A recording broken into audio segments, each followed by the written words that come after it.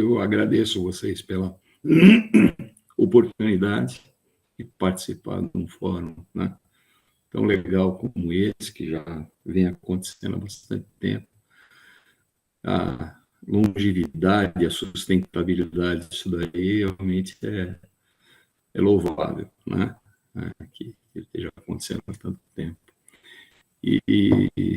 Bom, meu nome é Antônio Rentes, eu tenho 42 anos de formado em engenharia de produção aqui na USP de São Carlos, na época que só tinha aqui na Poli, né, assim, os primórdios da engenharia de produção. Eu lembro que na época todo mundo, né, eu falava, faço engenharia de produção, todo mundo, porra, o que é isso, né? Ninguém sabia o que era engenharia de produção, um negócio bem interessante isso daí, década de 80 e década de 70, na verdade. Eu tive a oportunidade de ir para o mercado, fiquei vários anos trabalhando na indústria, voltei para fazer doutorado, né? Já tinha feito mestrado, doutorado, entrei como professor na USP, fiquei 29 anos como professor na USP, né? Até me aposentar. E nesse meio período aí, a gente, junto com os meus alunos, na época, alunos de mestrado, que depois viraram alunos de doutorado, depois viraram professores e sócios, né?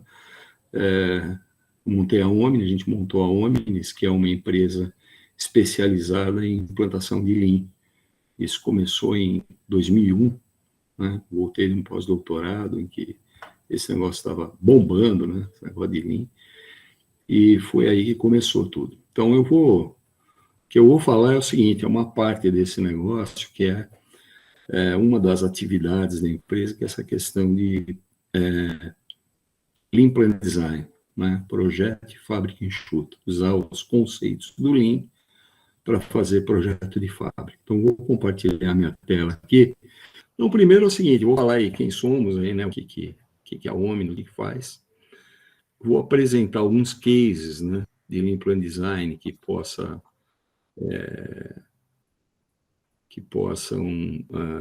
ilustrar um pouco, né, o que eu vou falar, e depois eu vou falar um pouco de metodologia, tá, de como fazer, como é que a gente faz isso daí, qual a metodologia que a gente usa. Tá? Então, para começo, né, então, a Omnis é uma empresa, como eu falei, é uma empresa que fundou-se em 2021, em 2001, aliás. A gente está há 22 anos já no mercado. A gente tem um histórico aí de mais de 400 clientes, dos mais variados portes, dos mais variados segmentos, né?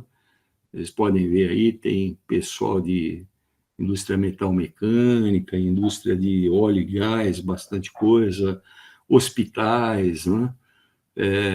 Caldeiraria pesada, construção civil, hotelaria, né? Tudo isso daí a gente passou já por... bem legal, né? Que no final das contas é aquela história, tudo é sistema, né? E todo mundo tem o mesmo objetivo. Então,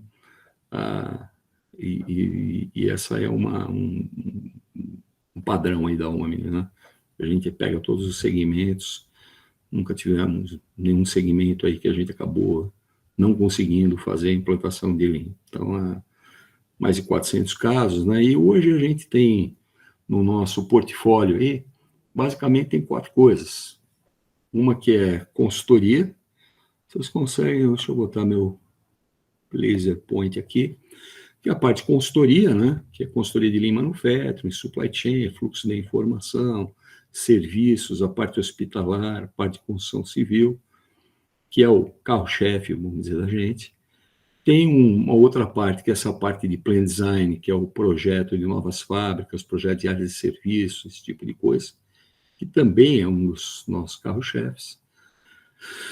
Temos tecnologia, desenvolvimento de softwares aplicados para a questão do Lean, né? Então, dimensionamento de Kanban, a gente tem um Kanban eletrônico que acabou evoluindo para um PCP Lean, que faz processamento de ordens e tudo mais, e softwares de workflow control também, de fluxo da informação.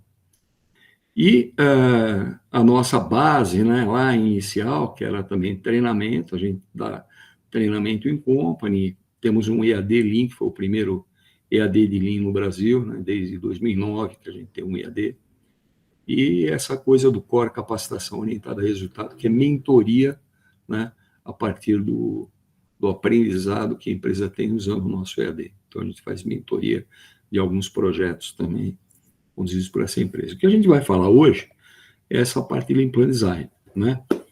Qual é o objetivo? Qual é, assim, o que é que se procura quando você está fazendo, né, um Lean Plan Design? Você terminar o balanceamento de recursos, você busca aumento de produtividade, né, com melhor ocupação diária, com menor movimentação, né, e com o menor custo possível de produção. Então, a gente está focado, vamos dizer, esses são os objetivos, tem os meios de chegar nisso, né? Então, como é que a gente chega nesse negócio? Como conseguir?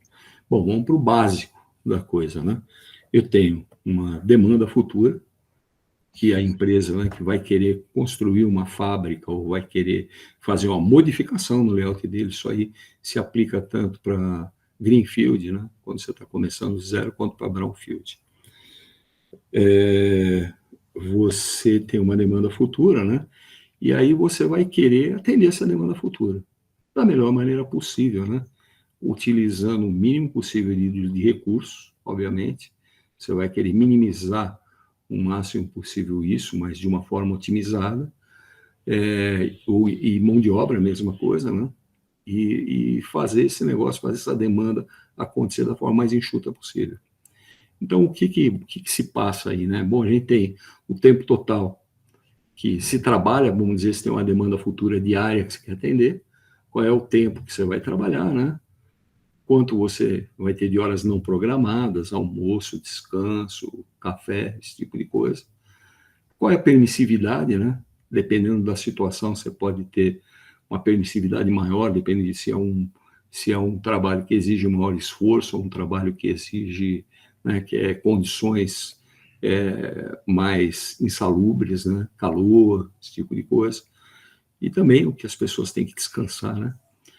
E você tem, no final das contas, aí o tempo operacional, o tempo que está disponível para você realmente trabalhar, né? Então, você tem lá o tempo total, menos as horas trabalhadas, multiplicado aqui, né, pela 1 menos P aqui da permissividade 10%, você vai prever que você vai programar ali 90%. Então, você tem o teu tempo operacional, tá? E aí, o grande lance do Lean, né? Eu estou falando aqui, falando o Padre Nosso para o vigário, né? Ensinando o vigário, todo mundo conhece o conceito, né? Mas é interessante refletir sobre esse negócio. Você tem uma coisa que vai te refletir, pô, como é que eu vou usar esse meu tempo operacional para atender essa minha demanda, né? Então, a grande referência desse negócio é o tal do Tech Time. Todo mundo já conhece. Vai pegar o tempo operacional, dividir pela demanda, você tem qual é o ritmo, qual é a velocidade que o teu sistema vai ter que cuspir peça, ou vai ter que cuspir produto para o mercado, né? Qual o ritmo em que esse negócio tem que acontecer para atender aquela demanda.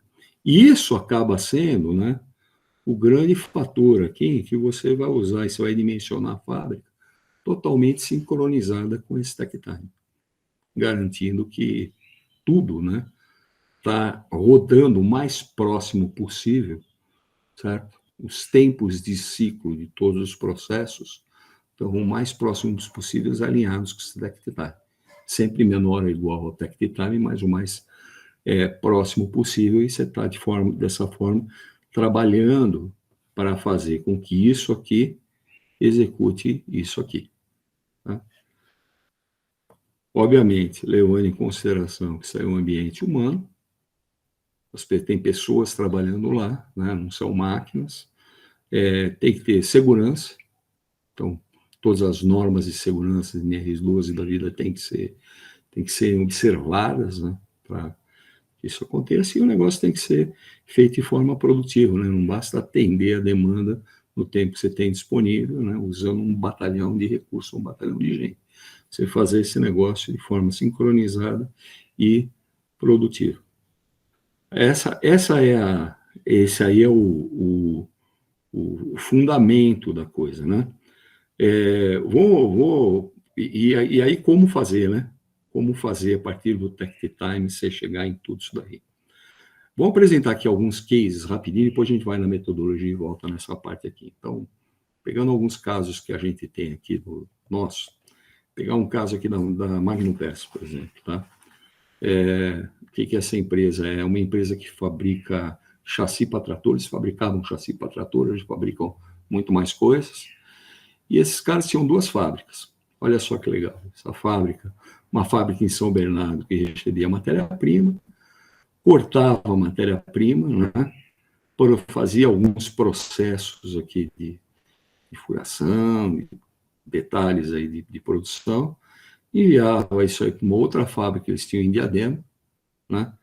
Essa fábrica, o produto que estava que recebia, ele passava por uma série de outros tratamentos aqui também, de furação, de usinagem e tudo mais, retornavam para estoque e depois eles passavam, né, por ordem de produção aqui para as operações de solda, para fazer o chassi, né? Como é que ficou isso daí? Isso aqui ficou assim, ó. Reduzir isso para uma área só, uma fábrica só, um ponto só. Inclusive, ela só com uma grande área livre, né? Então, você recebia matéria-prima, essa matéria-prima vinha aqui, passava por uma mini fábrica. A gente fez um projeto, ou seja, quais as operações que são absolutamente necessárias para fazer essa produção, para fazer esse produto, essa família de produtos. Então, ficou orientado para a família, ficou uma mini fábrica muito mais enxuta aqui, né? Essas peças vinham para um supermercado que iam abastecer 3 células. 3 células que foram projetadas, todas as operações de ponteamento, solda, acabamento aqui da solda, eram feitas nessas 3 células que eram basicamente iguais quase. Algumas características diferentes aí por variação de produtos da mesma família. O que saía o chassi soldado daqui, entrava numa monovia, foi feita uma monovia, e essa monovia levava o chassi para jateamento, fosfatização, pintura, secagem, produto pronto. Você vê que você sair de uma coisa, né, que estava assim para isso aqui, obviamente causou bastante impacto. Alô? Vocês estão me ouvindo bem? Alô? Estamos sim. Sim, tá ótimo. Então tá bom. Bom, isso aqui nesse caso teve um aumento de produtividade de 45%. Foi bastante interessante. Aí entra esse lado, até o lado também humano e filosófico também da coisa, né? Primeira reação, isso aí era quem que estava comandando isso aí era o diretor de produção, que era filho do dono, tá? E a primeira reação do dono, opa, eu consigo reduzir 45% da minha mão de obra. Aí é aquela história, né? Você fazer melhoria para reduzir gente, é aquela história, você faz melhoria uma vez só, né? Você acaba criando um conflito aí. Então, o que foi feito, esse diretor falou, não vamos fazer nada disso, né? O que a gente tem que fazer, como a demanda está parada nesse produto, é achar mais produto. Foram para o mercado, esses caras na época produziam, acho que produziam para uma fábrica de trator, Walter e Valmet, eles produziam. E aí eles pegaram um Komatsu e acabaram ocupando essa área aqui, fazendo uma outra, replicar isso aqui, aumentaram a demanda, né, para utilizar, transformar essa produtividade em ganho, né, e não em redução de custo. Outro exemplo aqui, rapidão, Agroleite.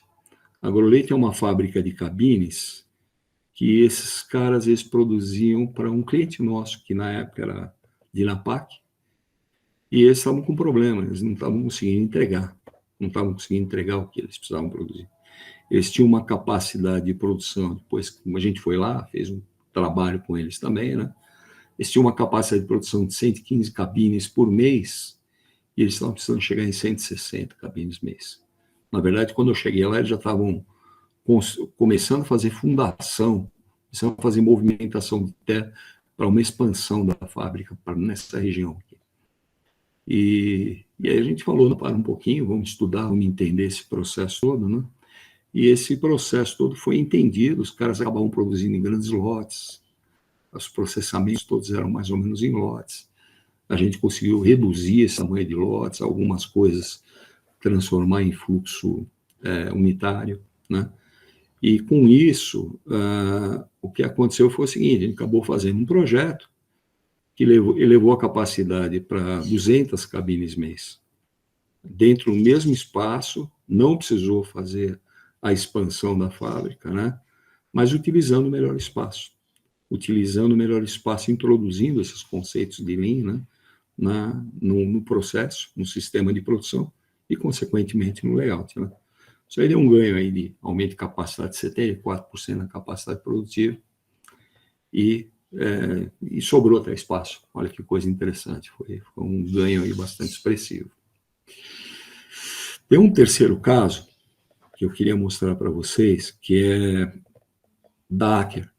A Aker foi muito interessante, um projeto que a gente tinha feito um trabalho com eles, numa unidade deles em Macaé, e aí eles estavam projetando uma fábrica nova de equipamento para prospecção de petróleo, aquele negócio, aquelas grandes estruturas chamadas de árvore de Natal molhada, que são estruturas mega, assim, tipo um prédio de 3 metros praticamente, de 3 andares praticamente, que vai no fundo do oceano, que você encaixa no furo ali que você está fazendo, e você consegue fazer toda a furação, a prospecção, a retirada também do petróleo, tudo usando essa estrutura lá no fundo do oceano. E eles tinham feito um projeto, olha que legal, eles tinham feito um projeto usando as técnicas convencionais, né? Qual o tamanho que tem que ser isso, qual o tamanho que tem que ser aquilo, quanto que eu tenho que ter desse equipamento ou daquilo. E o presidente da Aker, na época, visto o trabalho que a gente fez lá, né, que levou em consideração todo esse negócio em Macaé, nos convidou para refazer isso aí, né? Refazer esse projeto. Foi legal porque depois a gente conseguiu ter uma base de comparação aí, né, do trabalho feito dentro dessa metodologia, usando todos esses conceitos, com o trabalho final, com o trabalho que eles tinham feito já, entendeu? Então deu uma comparação e deu um resultado bastante grande, uma diferença de ganho bastante grande aí, né? Então eu vou passar um videozinho e depois a gente faz algumas considerações aí, tá? Então vou passar rapidamente um vídeo desse projeto aqui. Vamos ver se vai, né?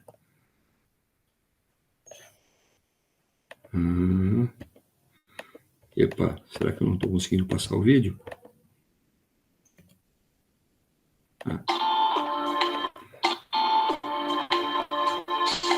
Estão ouvindo bem?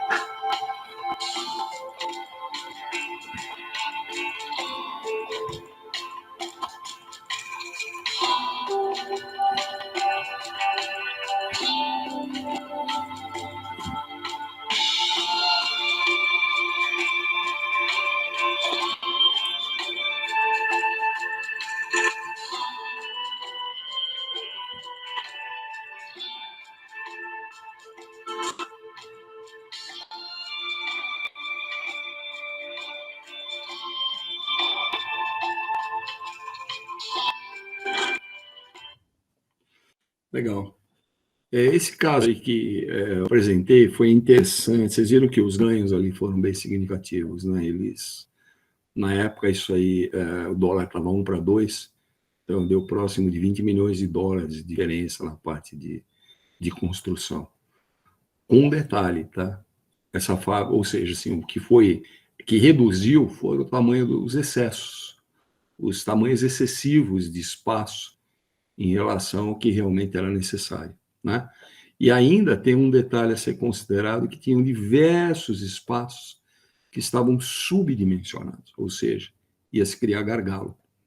Então, esse subdimensionamento significa que para esses espaços a fábrica estava menor, ou seja, a fábrica ficou menor em relação ao que estava, mas ainda assim, em alguns espaços sendo maior para poder atender a demanda, ter uma coisa mais equilibrada, né? Então, isso que foi interessante para poder comparar, né, praticamente um jeito de fazer com o outro, né? Lógico que aí envolve quem fez o anterior, né, como fez, as pressuposições e tal.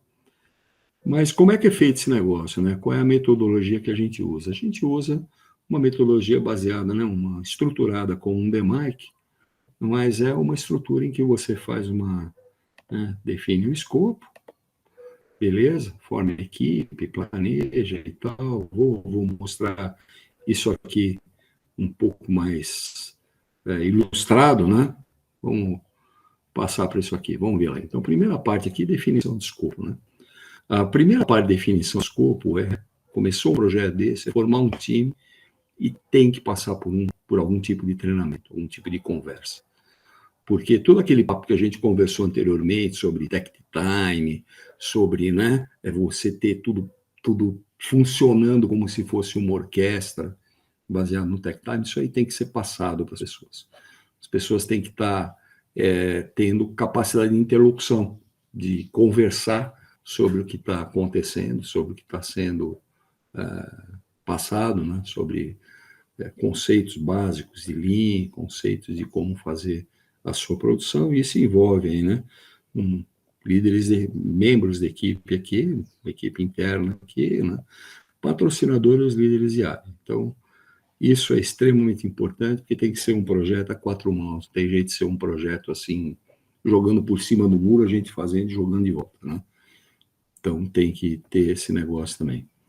Aí vamos entender demanda, as demandas que estão acontecendo, que é aquela história, tudo começa com a demanda, né? Então, vamos entender como é que é a demanda da fábrica, a demanda esperada, né?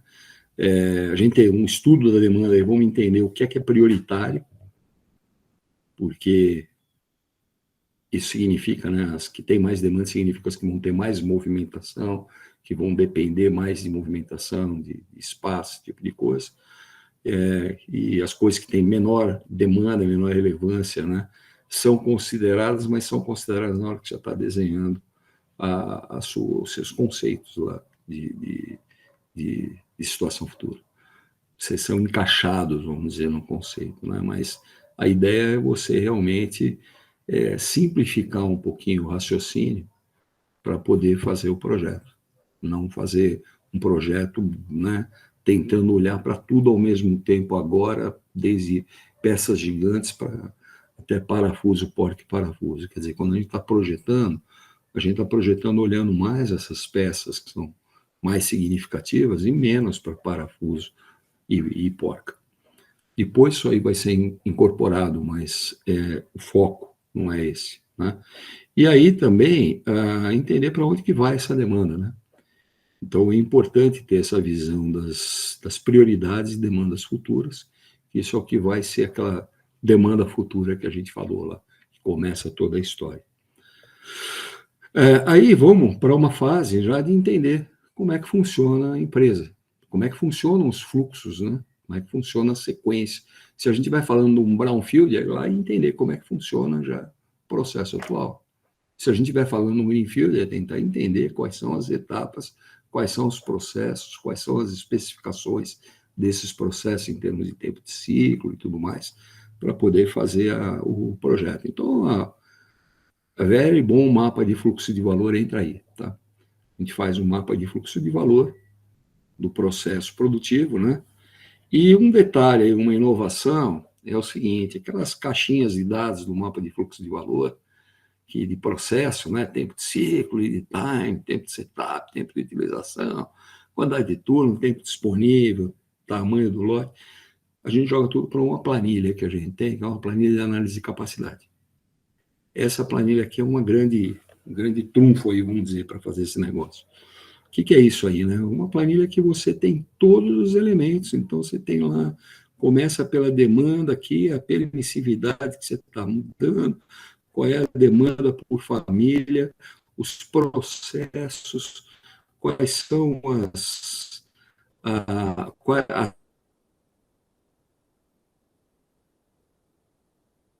as famílias, quais são os processos que por onde essas famílias, cada uma dessas famílias passa, tem uma matriz aqui, tem intensidade, né? Aqui todos os da família passam por esse processo, aqui só 1% dessa família passa por esse processo, e vai embora.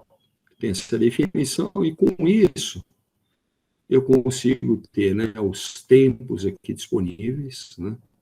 Essa ocorrência do tempo aqui, eu consigo ter qual é a minha demanda por processo, consigo ver quais são os processos por onde passa a família, e eu tenho as somatórias das famílias nos processos, me dando demandas diferentes aí no processo. E aí também tem tech time, consiste em tech time, vai ter tempos de ciclo, tanto tempo de ciclo, tempo homem, tempo máquina, né? E aí, no final desse processo, eu tenho aqui, né, a quantidade de operação do operador que eu preciso para cada processo, considerando a demanda que passa no processo. E no final, eu tenho a quantidade agregada e tudo mais, consigo ter no final o lead time. E aqui, no final, eu consigo comparar o tempo de ciclo aqui individual, o tempo de ciclo de cada processo aqui, né, com o tech time. Tá? Já levando em consideração se é feito em lotes, se não é feito em lotes, quer ver? Eu vou sair um pouquinho só, vou entrar nessa planilha. Alô? Estão me ouvindo aí? Estamos escutando. Estamos sim, Antônio. Não, tá ótimo, tá ótimo. Tá legal. Deixa eu entrar aqui nessa planilha aqui, então, peraí. Atual, aí. Só dando uma ideia aqui, esse aqui é um exemplo de planilha. Vai variar muito em relação a cada processo produtivo aí, tá? E aí, nessa planilha, não sei por que isso aqui já começou negativo ali, você vê que ela já indica, né, onde que eu tenho restrição de capacidade, tá vendo? E se eu chegar, e é legal, porque uma planilha dessa, você trabalha muito com questão de simulação, te permite simular. Por exemplo, vou imaginar esse menos 3,2 aqui, ó, significa que meu tempo de ciclo está menor que o meu takt time. Se eu chegar, é uma oportunidade de eu chegar e falar assim, será que eu consigo mexer nesse meu tempo de ciclo? Então, a secagem, só pegando o que é, beleza. Eu posso pegar, nesse caso aqui, uma alternativa foi o seguinte, né? A secagem, aqui, ó, lote.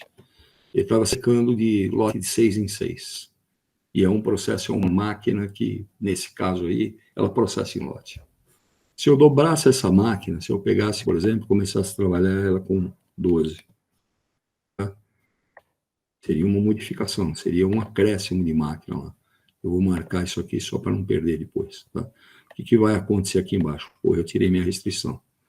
Então, significa, pô, eu posso, né, resolver esse problema de demanda, mexendo nos meus processos, por exemplo. Eu posso ver o que é que eu vou estar acrescentando de item, né, para fazer esse processamento. Agora, se eu chegar e falar, não, mas a minha demanda aqui é a minha demanda atual, eu quero mudar a minha demanda, eu quero, por exemplo, essa minha família aqui vai sair 84, vai para, sei lá, 150. Vamos simular o que acontece. Se eu fizer com 150, opa, o que aconteceu lá embaixo? Né? Opa, já surgiu um monte de outras coisas que rompeu, né? O meu takt time lá. Então, meu takt time baixou, obviamente, porque eu aumentei a minha demanda, e aí surgiram outros recursos aqui que eu tenho que trabalhar e tenho que achar soluções para esses outros recursos. Pode ser aumentando capacidade, né? Aumentando máquinas, mudando processo, por exemplo, trabalhando o tempo de ciclo. Posso vir aqui, por exemplo, vamos pegar isso aqui, pesagem do cilindro. Vamos ver qual é o tempo de ciclo dela aqui. Beleza, pesagem do cilindro está aqui, né? O tempo de ciclo é 3. Vamos supor que eu consiga fazer um trabalho de redução desse tempo de ciclo para 2. Né? Então, são considerações aí que a gente vai fazendo para ir eliminando, né, os gargalos que surgiram, né? Tá vendo? Já ficou verde lá. Então, essa planilha ela é um grande balizador de ações que a gente tem que fazer para o projeto de layout. É uma simulação basicamente é uma simulação de mapa de fluxo de valor. Tá? Eu vou ficar o tempo todo perguntando, vocês estão me ouvindo? E de repente cai a conexão aqui, eu fico falando sozinho. Vocês estão aí ainda? Tá ok, gente. Tá ótimo. Então tá legal. Então vamos para frente aqui. Outra questão aqui para levantamento de situação atual obviamente, diagrama de espaguete, né? Como é que são feitas as movimentações que acontecem na situação atual, quando a gente está trabalhando numa situação brownfield. E aí a outra coisa é identificar quais são os gaps operacionais que estão acontecendo, o que é que está sendo observado como um problema quando você está levantando para a situação atual. Então, é muito importante, obviamente que isso aí que está sendo mostrado, é bem ilustrativo só, né? Mas você levantar todos os problemas que estão acontecendo, e isso daí, no final, a gente tem que garantir que o projeto de situação futura que você está fazendo, o layout que você está fazendo, a fábrica que você está projetando, está levando em consideração tudo isso aí, está eliminando ou reduzindo, né, esses desperdícios. E alguns deles são desperdícios que não vão ser resolvidos pelo layout, são gaps que vão ser resolvidos por ações de melhoria que tem que ser feito, né? Setup, por exemplo, não é tanto uma coisa de layout, mas é uma coisa mais de melhoria de processo. A próxima etapa é uma etapa de analisar e desenvolver. O que é feito nessa fase aqui, né? O que são os principais delírios? É fazer um mapa de fluxo de valor futuro, para como que esse processo, né, esse fluxo todo, como que ele vai estar funcionando, do seu ponto de vista do Lean, usando aqueles mesmos princípios que vem lá do aprender a enxergar, lá do Rother, do Schuck. Essa planilha de capacidade com agrupamentos. Agrupamento significa assim, eu vou ver onde eu consigo fazer fluxo contínuo e vou agrupar, né, e vou remodelar aquela família lá, aquela planilha. Aí estabelece conceitos de layout, vamos ver vários conceitos diferentes, seleciona um conceito, detalha o layout, faz a recomendação de melhoria. Esses são os outputs da sua software. Então, vamos lá. Mapa de fluxo de valor, aquele exemplo que eu tinha mostrado para vocês ali, tá vendo? Essas cores diferentes significam que são células diferentes. A gente usa o termo célula, né? Mas agrupamento, não necessariamente célula.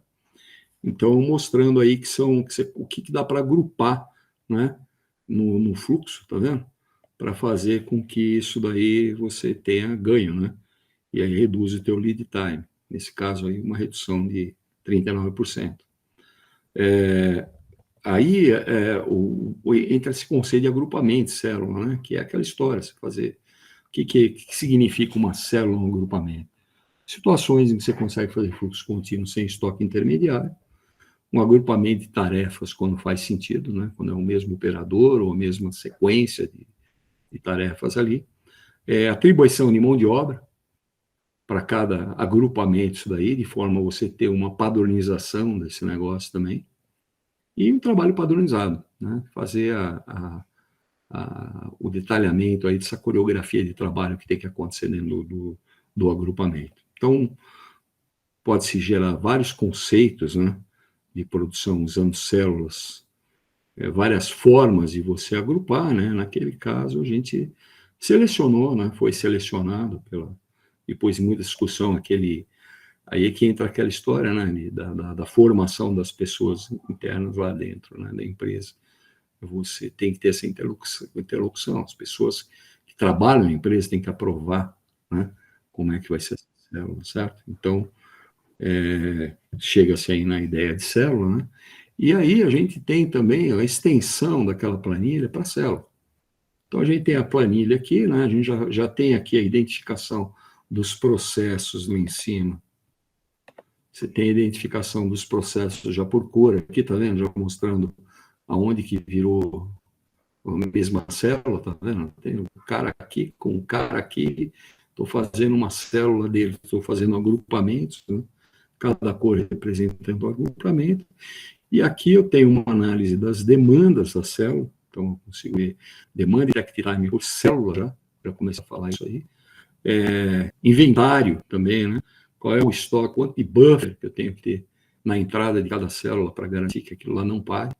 Identificar claramente os recursos mais restritivos do processo todo para definir qual o tamanho desses buffers aí, certo? Para garantir segurança nesse fluxo.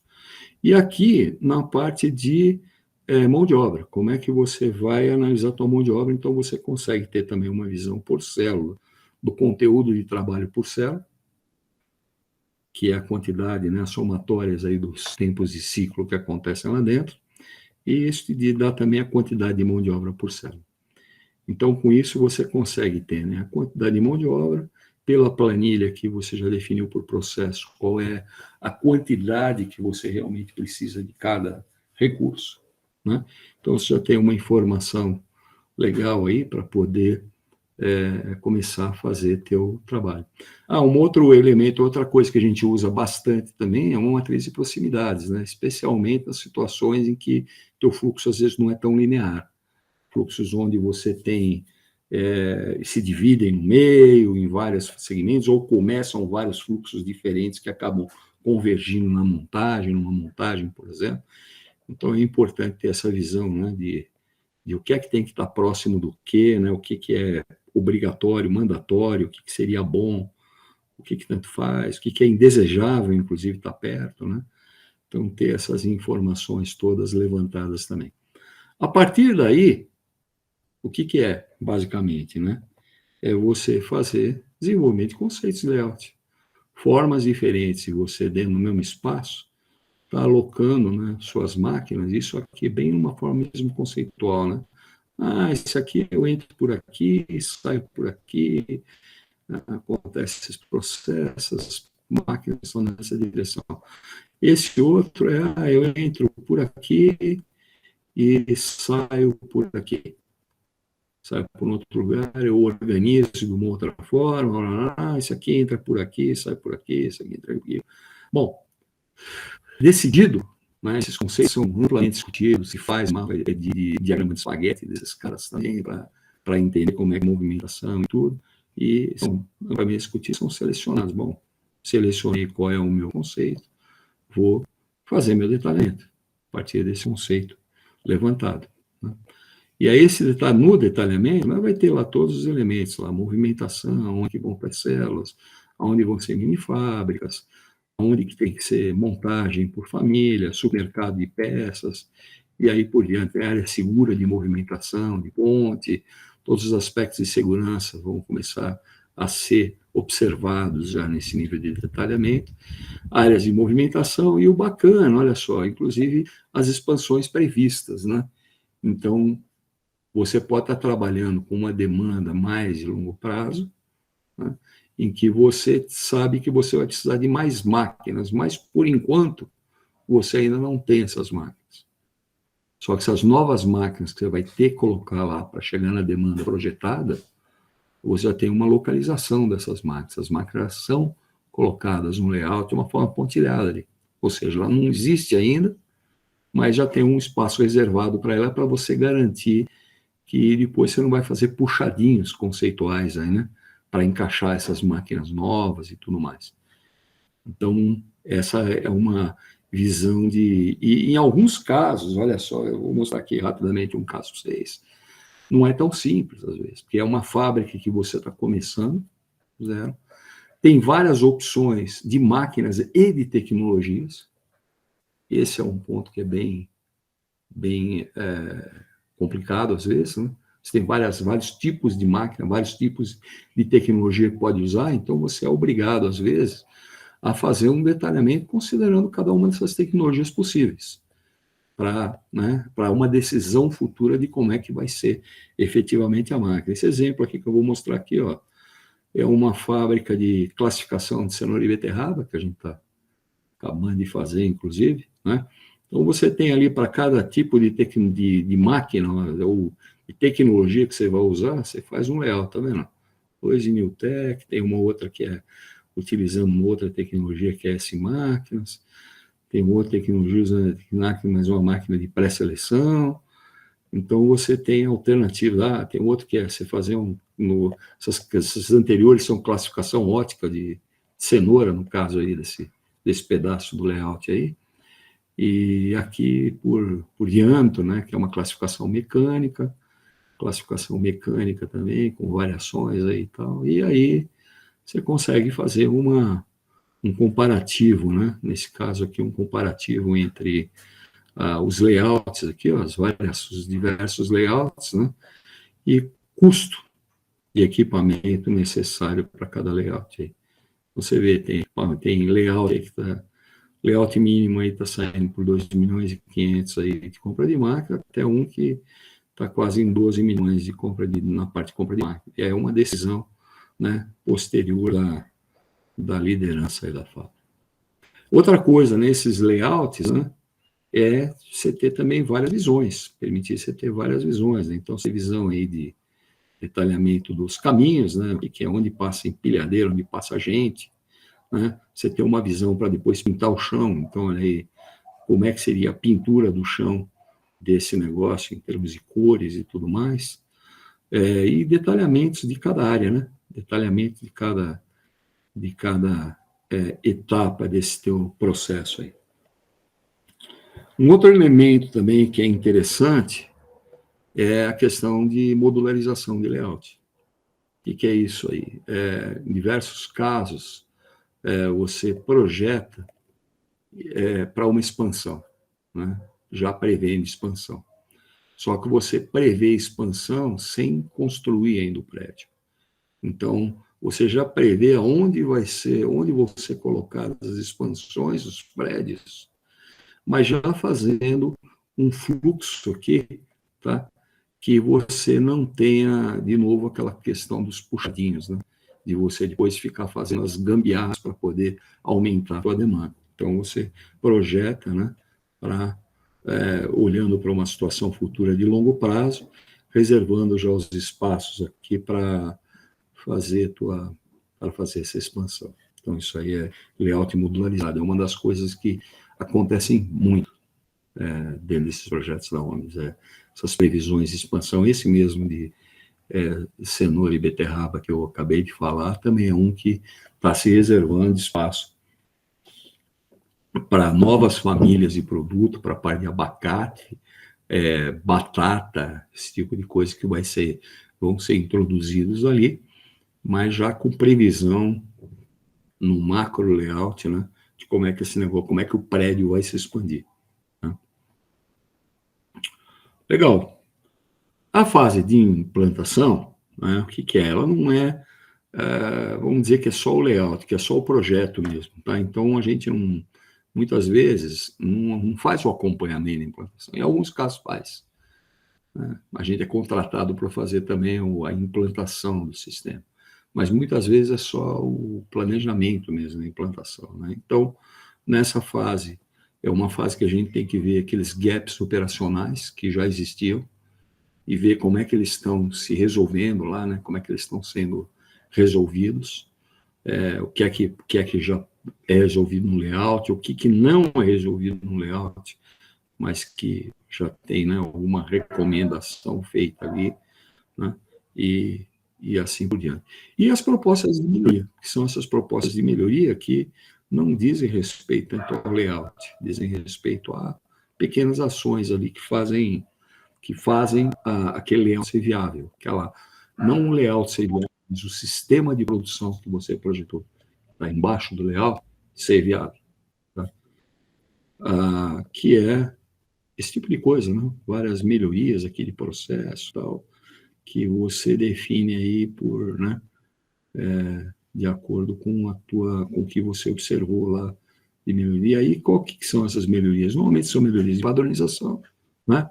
Melhorias associadas a 5S, ergonomia, né? Bancadas, carrinhos de transporte, localização de ferramentas. Isso aqui é uma chave também, né? Para fazer funcionar, porque você sai daquela coisa da gambiarra, né? O cara fazendo força, o cara transportando uma peça para uma outra bancada sem um carrinho para fazer a movimentação. Então, pensando em todos esses aspectos, essa ideia do faz um, move um, né? E você não fazer em lotes cada vez menores para poder garantir que teu lead time seja pequeno. Então, faz um, move um, sequência de operação. As coreografias de trabalho que tem que acontecer dentro de cada célula, né? Como é que é a movimentação das pessoas ali dentro, como é que eles vão trabalhar lá dentro. Times dedicados para tarefa fora do ciclo. Né? Um exemplo disso é abastecimento de linha, né? Você o milk run de abastecimento de linha, garantir que todas as células estão abastecidas sem precisar o operador sair da célula para fazer o autoabastecimento, e a parte de buffers padronizados aí, minimax, né? Você definir o mínimo e o máximo ali de cada buffer ou cada supermercado que esteja ali dentro da célula. Além disso, né, toda essa parte de organização do trabalho. Então, novo layout das estações, né? Tem melhorias ali, formação de células, balanceamento de mão de obra, são melhorias que estão acontecendo. E uma parte de equipamentos aí, né? Manutenção, quais são os que estão precisando de manutenção, aquisição, né? Associado àquela questão lá do dimensionamento dos recursos que você faz lá na planilha de capacidades, e a parte de retrofitting, né? De reforma de máquina, de equipamento. Então, a gente indica todas essas melhorias também. E aí, finalmente, também o planejamento e implantação. Tanto o planejamento e implantação do layout em si, com planejamento e implantação das melhorias, né? A gente usa muito o método de evento Kaizen, eu particularmente gosto muito, quando bem utilizado, né? Quando não utilizado de forma assim, como é que se diz, de forma errada, né? De forma assim muito extensiva demais, mas funciona bastante. A gente fez um trabalho, teve uma fábrica que a gente fez o projeto aqui do interior de São Paulo, que a gente trocou uma fábrica de lugar em 2 meses e meio. A estimativa era de 8 meses, mais ou menos, para fazer a transição. Com essa coisa do evento Kaizen, conseguiu se organizar para acontecer esses eventos Kaizen. Em 2 meses e meio, a fábrica mudou de lugar, que foi um dos projetos mais bacanas aí, que eu acho que eu tive a oportunidade de participar na vida. Finalmente, né, essa parte de controlar, certo? A parte de controlar, o que é? É também mostrar ganhos, mostrar os resultados, fazer as demonstrações, isso aí é super importante, né?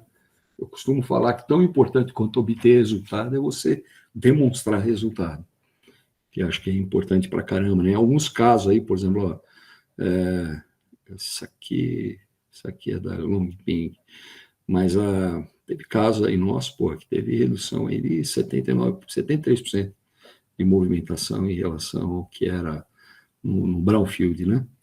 Então, é bem importante isso aí. E aí, fazer uma documentação desse negócio. Por que é importante essa documentação? Porque, cara, quando a gente está fazendo esse processo, a gente vai botando um tijolinho em cima do outro. É um detalhezinho que vai levando a outro detalhe, que vai levando a outro detalhe, que vai levando a outro detalhe. Tem que ter um memorial disso aí tudo. Tem que ter um histórico, né, bem documentado de todas as decisões que foram tomadas, e por que foram tomadas, as alternativas que a gente tinha, mesmo as que não foram utilizadas, né, tem que ser documentado. Então, a gente sempre faz uma documentação aí, gerando um databook do projeto aí. Tá? E aí, pessoal, essencialmente, é isso daí, né? O que a gente está fazendo, mostrando aqui, conversando? Saímos de uma demanda futura, né? Com base nessa demanda futura, a gente está procurando otimização de equipamento, mão de obra, movimentações, buffers, supermercado, ocupação de espaços, fluxo contínuo, né? Aquela questão de onde você vai puxar, né? Onde você vai usar um Kanban, vai puxar a tua produção ou empurrado, e aí, feito tudo isso, tendo essa otimização, a gente obter aqueles ganhos que a gente queria ter lá em cima, né? Quando a gente falou em plan design, que é se aumentar a tua produtividade, ter melhor balanceamento dos recursos, uma melhor ocupação diária, menor movimentação e menor custo de produção. Ok? E, parafraseando aí o Forrest Gump, né? Isso aí é tudo que eu tinha para falar sobre esse tema agora.